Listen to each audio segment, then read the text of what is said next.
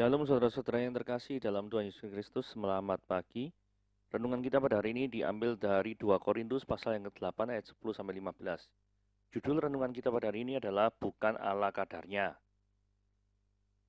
Jemaat Korintus berniat memberikan persembahan untuk menolong sesama, tetapi sampai lewat setahun niat tersebut tidak kunjung tertuntaskan. Oleh hal tersebut, Paulus itu mendesak mereka untuk segera menuntaskan rencana itu dengan tandas. Rasul Paulus berpesan, lakukan itu dengan apa yang ada padamu. Masalah di Korintus itu memang soal memberikan persembahan, tapi tiap karya kita pun wujudnya adalah wujud persembahan kita kepada Tuhan, ya bukan? Karena ya peringatan Paulus di atas juga berlaku atas tiap dan seluruh karya layanan kita. Apa artinya? Karya layanan kita adalah apapun wujudnya di lingkungan manapun kita lakukan di dalam maupun di luar gereja, bagaimanapun prosesnya, hingga kita ada di sana mengajukan diri atau diminta, itu adalah pilihan kita. Ketika kita menyetujui permintaan suatu karya layanan, apalagi mengajukan diri untuk itu, kita sebenarnya memilih untuk menerima beban pelayanan yang diajukan kepada kita. Maka seperti jemaat Korintus yang berniat membantu sama, kita sendirilah, bukan orang lain yang meletakkan beban pelayanan itu di pundak kita sendiri. Sebab itu kita wajib menjalani pilihan itu serta konsekuensinya. Dan Alkitab berpesan, lakukanlah itu dengan apa yang ada padamu. Bukan berarti kita boleh menjalani karya itu seadanya alias apa kadarnya, ala kadarnya. Apalagi asal-asalan. Melainkan bahwa Tuhan menghendaki kita menunaikan karya layanan yang telah kita sanggupi itu dengan segenap daya dan usaha dengan penuh kesungguhan. Kita tidak hanya wajib menjalani pilihan itu, tapi kita juga wajib menerima serta menjalani konsekuensinya dengan penuh kesungguhan. Oke, sekarang kita lihat gitu ya. Seberapa besar rasa cinta kita kepada Tuhan? Seberapa rela kita mau berkorban demi kerajaan Allah? Seberapa sering Anda memberikan kontribusi terhadap kerajaan Allah? Nah, judul renungan kita pada hari ini adalah seperti itu, dan bacanya diambil dari 2 Korintus 8 pasal yang ke-10 sampai yang ke-15. Inilah pendapatku tentang hal itu yang mungkin berbeda bagi kamu. Memang sudah sejak tahun yang lalu kamu mulai melaksanakannya dan mengambil keputusan untuk menyelesaikannya juga. Maka sekarang selesaikanlah jugalah pelaksanaannya itu. Hendaklah pelaksanaannya itu sepadan dengan kerelaanmu dan lakukanlah itu dengan apa yang ada padamu. Sebab jika kamu rela untuk memberi, maka pemberianmu akan diterima kalau pemberianmu itu berdasarkan pada apa yang ada padamu, bukan berdasarkan apa yang tidak ada padamu. Sebab kamu dibebani bukanlah supaya orang lain mendapatkan keringanan, tapi supaya ada keseimbangan.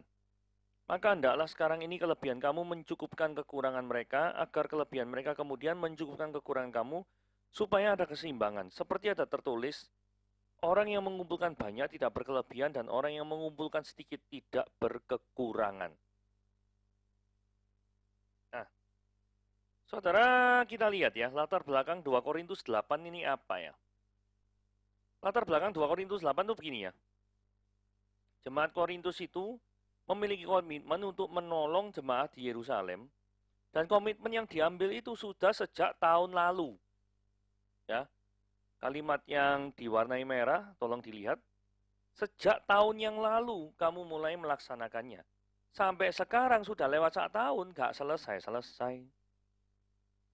Nah, kemudian di ayat yang sebelumnya, yaitu ayat 1 dan 5, Rasul Paulus ini membandingkan jemaat Korintus dengan jemaat-jemaat di Makedonia. Saudara-saudara, kami hendak memberitahukan kepada kamu tentang kasih karunia yang dianugerahkan kepada jemaat-jemaat di Makedonia. Mereka memberikan lebih banyak daripada yang kami harapkan. Berarti pemberiannya orang-orang jemaat Makedonia ini sudah terlaksana. Mereka memberi diri mereka pertama-tama kepada Allah, kemudian oleh karena kehendak Allah juga kepada kami. Nah, karena itu, karena pelayanan jemaat di Korintus ini nggak selesai-selesai, maka Paulus itu mengutus seorang yang namanya Titus, ayat 6 ya. Sebab itu kami mendesak kepada Titus supaya ia mengunjungi kamu itu jemaat Korintus, dan menyelesaikan pelayanan kasih itu sebagaimana ia telah memulainya. Jadi supaya Titus ini utusannya Paulus, supaya pelayanan Korintus yang janji untuk memberikan pelayanan kasih pada jemaat di Yerusalem itu dapat terlaksana dengan baik, gitu ya. Nah, ini judulnya adalah hubungan antara kerelaan dan roh yang menyala-nyala. Ayat 11 dikatakan, maka sekarang selesaikanlah juga pelaksananya itu, hendaklah pelaksananya itu sepadan dengan kerelaanmu. Perhatikan kata kerelaan. Ini penting sekali, kerelaanmu. Artinya melakukan pelayanan itu harus memiliki apa? Kerelaan. Kalau sudah namanya terpaksa, maka itu bukan pelayanan lagi. Dan kenikmatan apakah yang dapat dirasakan oleh sesuatu yang terpaksa? Tidak ada, bukan? Kerelaan juga memiliki arti bahwa memiliki kemauan untuk menghadapi tantangan dengan tidak bersungut-sungut. Ini penting sekali ya. Jadi kerelaan untuk memiliki arti bahwa kemauan untuk menghadapi tantangan dengan tidak bersungut-sungut. Saudara, kalau saudara melakukan pelayanan tapi bersungut-sungut, itu artinya sama saja dengan tidak melayani Tuhan dengan baik. Gitu ya. Melayani Tuhan dengan baik, itu penuh dengan sukacita. Rela, penuh dengan sukacita. Jadi kalau Anda rela, itu artinya ya ini ya, memiliki kemauan untuk menghadapi tantangan. Tantangannya seperti apa? Tantangannya adalah bersungut-sungut atau tidak kamu dalam menjalani pelayanan ini. Ada dugaan, kerelaan ini yang menjadi pembeda antara jemaat Makedonia dan jemaat Korintus. Artinya gini ya, memiliki kerelaan untuk melayani, itu pasti memiliki energi yang besar dan semangat yang menyala-nyala dalam melayani Tuhan. Saudara, kalau misalkan tidak rela melakukan sesuatu, energimu pasti akan apa? Lemes. Tidak punya dorongan yang sangat kuat untuk melakukan pelayanan itu. Nah, memiliki kerelaan, ini saya hubungkan dengan roh yang menyala-nyala. Itu karena apa? Seorang yang rela, itu pasti seorang itu juga yang menyala-nyala. Semangatnya tidak padam untuk melayani Tuhan. Karena itu, kita perlu refleksi diri. Jikalau kita mulai malas untuk melayani Tuhan, mungkin hati kita sedang merasa terpaksa untuk melayani Dia. Dan kerelaan itu sudah menjauh dari hidup kita. Berhati-hatilah terhadap hal ini. Oke, ayat 12 ya. Inside out, dari dalam keluar. Sebab jika kamu rela untuk memberi, maka pemberianmu itu akan diterima kalau pemberian itu berdasarkan pada apa yang ada padamu. Jadi prinsip untuk berbagi itu adalah apa? Memberikan kontribusi dari apa yang ada pada kita. Jadi jangan pernah memberikan kontribusi dari apa yang tidak ada pada kita.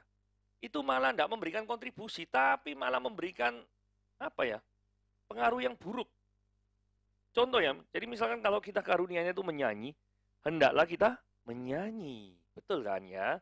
Tapi kalau karunianya itu kita bukan menyanyi, terus gabung dengan paduan suara, tambah fales kabeh. Gitu loh.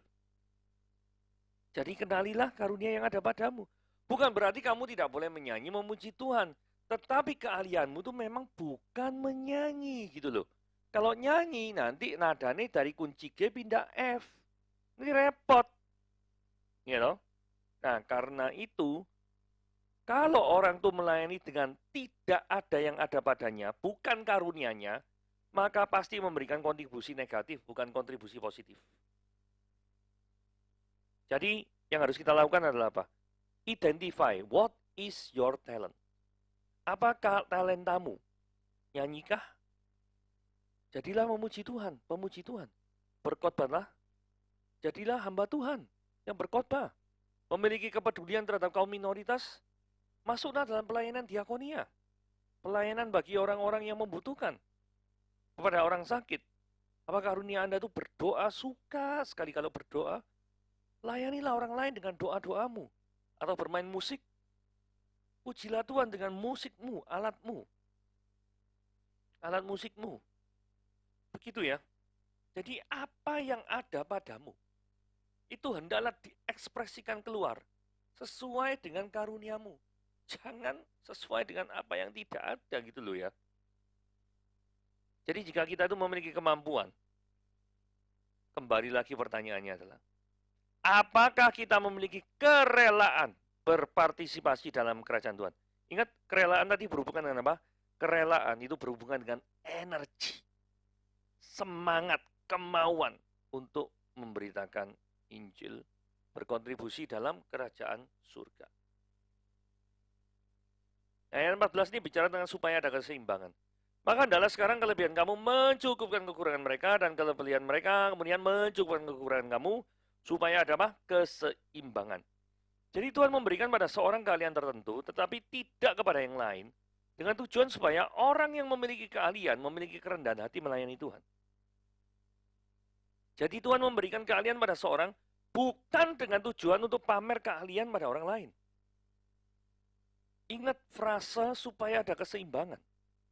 Tuhan memberikan kita karunia berbeda satu dengan yang lain, supaya kita saling ngisi satu dengan yang lain. Ditinjau dari sisi yang berlainan, kita masing-masing memiliki sisi apa? Kekurangannya juga. Tadi kan kita bicara Tuhan ngasihi karunia, kelebihan. Tapi di sisi lain, kita juga masing-masing dari kita pasti memiliki sisi kekurangan. Di mana kekurangan kita bisa dipenuhi oleh kelebihan dari orang lain. Nah, adanya kekurangan ini dalam diri kita, itu ngajarkan kita supaya kita tidak menjadi sombong. Bahwa kita memang butuh orang lain untuk mencukupi kebutuhan kita, itu menunjukkan bahwa kita memang manusia yang tidak sempurna. Dan ketidaksempurnaan kita, itu adalah alasan bahwa kita tidak boleh menjadi sombong. Karena satu-satunya yang sempurna, itu adalah Allah sendiri. Apa yang bisa dibanggakan atau disombongkan dari sesuatu yang tidak sempurna? Tidak ada, bukan? Jadi kalau Anda manusia, tetap sombong, berarti Anda berlawanan dengan kalimat tadi. Tidak sempurna, tapi Anda banggakan. Kontradiksi, kan? Tadi kan Anda setuju bahwa ketidaksempurnaan, tidak ada kebanggaan. Tidak ada satupun ketidaksempurnaan yang bisa memiliki kebanggaan. Karena itu, kesombongan itu adalah sesuatu hal yang aneh bagi orang yang percaya kepada Tuhan. Gitu ya. Nah, adil itu sama dengan sama rasa, sama rata. Saudara, kalau kita lihat baik-baik ya, orang mengumpulkan banyak, tidak kelebihan, orang yang mengumpulkan sedikit, tidak kekurangan. Seolah-olah itu sama rasa, sama rata. Gitu ya. Nah, apakah memang benar demikian? Saudara, ayat 15 ini mengutip dari Keluaran 16 ayat 18. Bunyinya Keluaran 16 ngomong gini ya. Ketika mereka menangkarnya dengan Gomer, maka orang-orang mengumpulkan banyak, tak kelebihan, dan orang yang mengumpulkan sedikit, tak kekurangan. Tiap-tiap orang apa? Ngumpulkan menurut apa? Keperluannya. Artinya ayat 15 tidak sedang bicara sama rasa, sama rata. Karena tiap-tiap orang itu keperluannya beda-beda. Itulah sebabnya kebutuhannya juga beda-beda. Karena beda-beda tidak mungkin sama rasa, sama rata. Selain itu, adil itu mendapatkan sesuai dengan haknya masing-masing. Bukan sama rata, sama rata. Saudara, misalnya kita bicara masalah gaji. Gaji untuk level shop floor employee, misalkan karyawan lapangan, pasti beda dengan gaji seorang CEO. Betul ya? Karena apa? Kontribusi yang mereka lakukan terhadap suatu perusahaan memiliki bobot yang berbeda. Bukan berarti orang-orang karyawan tidak memiliki kontribusi, bukan. Tapi nilai daripada kontribusi dari setiap level jabatan itu memiliki perbedaan. Dan karena memiliki perbedaan, maka wajarlah kalau gaji yang diterima juga memiliki perbedaan. Begitu ya. Oke?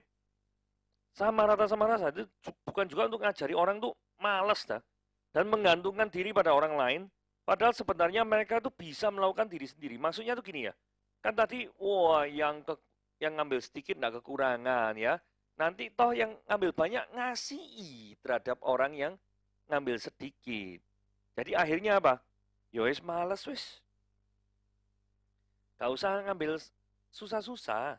Nanti kan yang banyak itu memberi kepada yang miskin. Nggak kayak gitu maksudnya. Ayat ini tidak sedang berbicara seperti itu. Ingat, ayat 15 dikutip dari ayat Keluaran 16 ayat 18. Dan Keluaran 16 ayat 18 dikatakan, orang tuh mengumpulkan menurut apa? Menurut keperluannya. Jadi kalau Anda tahu keperluannya 10, tapi Anda tuh mengumpulkan 5, terus Anda tuh minta pada orang lain supaya mencukupkan. Loh, ya itu tidak boleh dong. Kalau keperluan 10 ya kumpulkan 10 dong. Jangan kumpulkan 5. Gitu ya. Jadi ayat ini bukan untuk ngajari orang tuh males, terus menggantungkan diri itu pada orang lain. Bukan. Sama sekali tidak ada arah ke sana. Oke? Renungan harian pada hari ini sampai di sini. Tuhan Yesus memberkati.